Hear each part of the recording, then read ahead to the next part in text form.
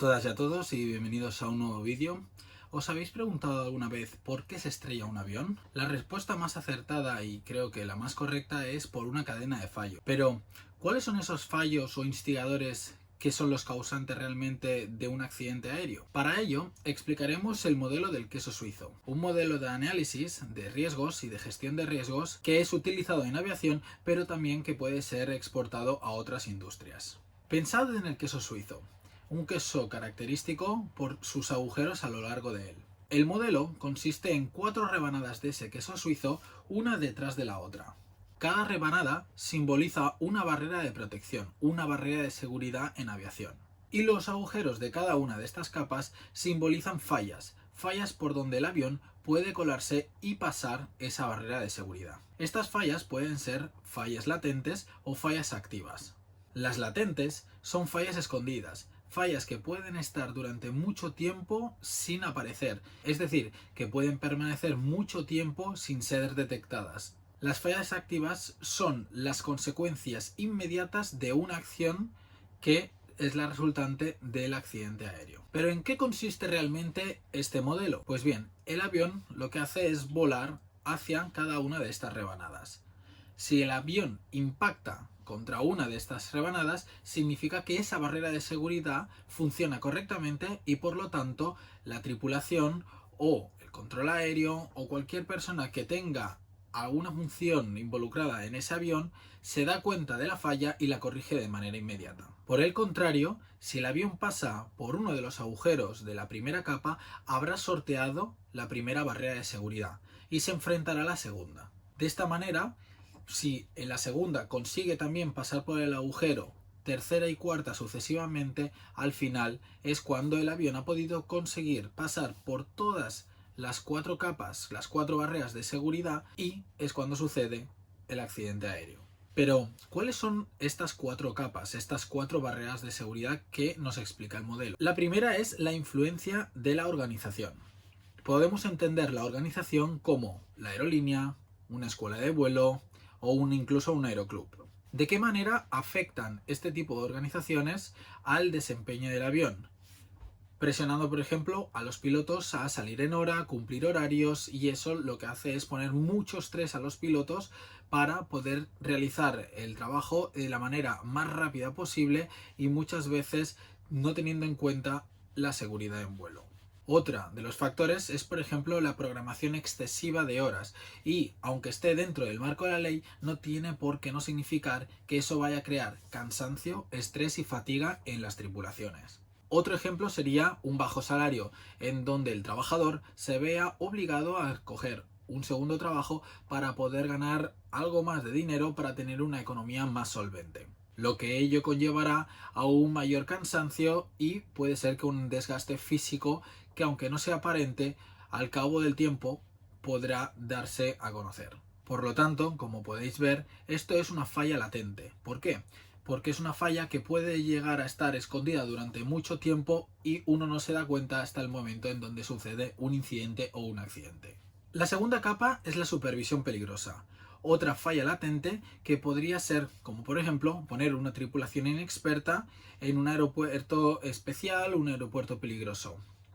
Otro ejemplo sería poner un capitán que acaba de ascender, acaba de subir de rango, junto con un piloto que acaba de entrar recientemente en la aerolínea, es decir, 2 personas que son recientemente nuevos en sus nuevos cargos. Por último, otro de los ejemplos sería un mal entrenamiento, y no tiene que ser solamente en línea aérea, sino un mal entrenamiento desde el principio, desde que ese piloto empezó a cursar sus estudios como piloto comercial.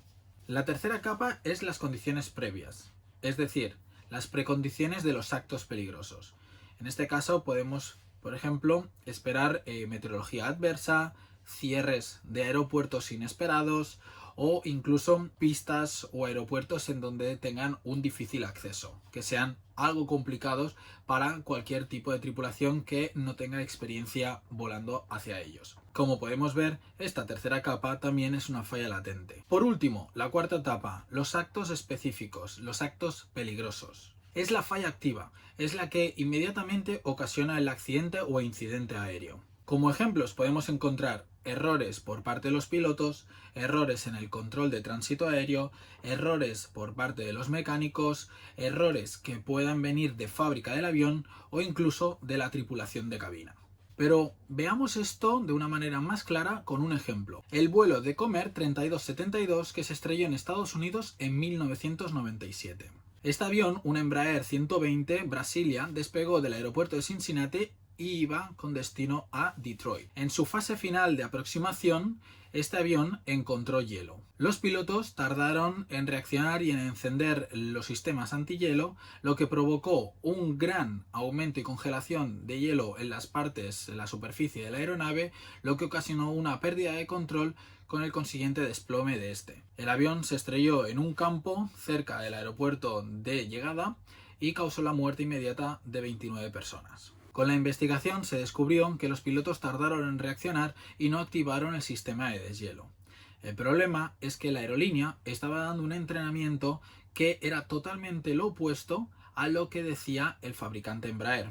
La aerolínea decían que tenían que esperar a la formación de hielo que se formara completamente para activar el sistema de deshielo, lo cual el fabricante Embraer decía que tenía que conectarse inmediatamente. Esto era debido a un mito en donde decían que cuando se expandían las bolsas de aire, si no estaba formado bien el hielo, lo que harían era mover el hielo y luego se alejaría de la zona de acción de estas bolsas de aire, que lo que hacen es quebrar el hielo que está en el borde de ataque de las alas, es decir, el borde que tiene de impacto con el aire. Para evitar eso, las tripulaciones esperaban hasta que el hielo estuviera más formado y lo pudieran tener más visible y activaban esas bolsas de aire para quebrarlo. De esta manera, este mito causó este accidente. Y es un accidente que además la FAA tuvo que ver, porque ellos no avisaron de la discrepancia que había entre el manual de Embraer con el manual de la compañía. Recordar que todos los manuales de las compañías los aprueban las autoridades de aeronáutica civil del país en el cual se le expide el certificado operador. Para acabar, exportemos este caso al modelo del queso suizo.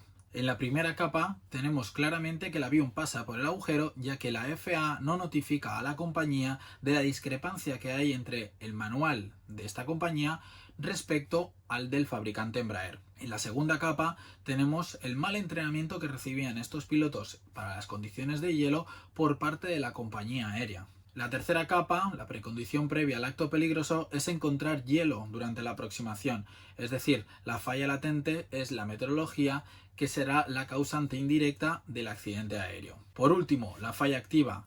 Los pilotos olvidaron de conectar el sistema de deshielo a tiempo y eso creó esa formación de hielo sobre la superficie del avión, lo que causó la pérdida de control y posterior el siniestro que acabó con la vida de 29 personas. Como el avión consiguió esquivar esas 4 capas, es cuando el accidente sucedió. Espero que os haya gustado el vídeo, que haya sido informativo para todos vosotros. Si queréis saber más sobre el accidente del Comair 3272, podéis buscarlo en Mayday Catástrofes Aéreas como mito peligroso. Es un reportaje que hace la National Geographic sobre este tipo de accidentes. Si os ha gustado, no olvidéis darle un me gusta, suscribiros al canal si no estáis suscritos para estar notificados de posteriores vídeos que vaya haciendo. Por lo tanto, darle a la campanita y nos vemos en el próximo vídeo. JetBlue 164, contact Tower 19-1. 228 Julie Sierra, New York, good afternoon. Traffic over Deer Park, Cobble Fox, 10 miles. Maneuvering type unknown, altitude indicates 2,500. JetBlue 4 to 718, I'm sorry, 3,000 still good. You're 12 miles from the stall, proceed to right to stall, start stall 3,000, cut on Avalon P13 left start.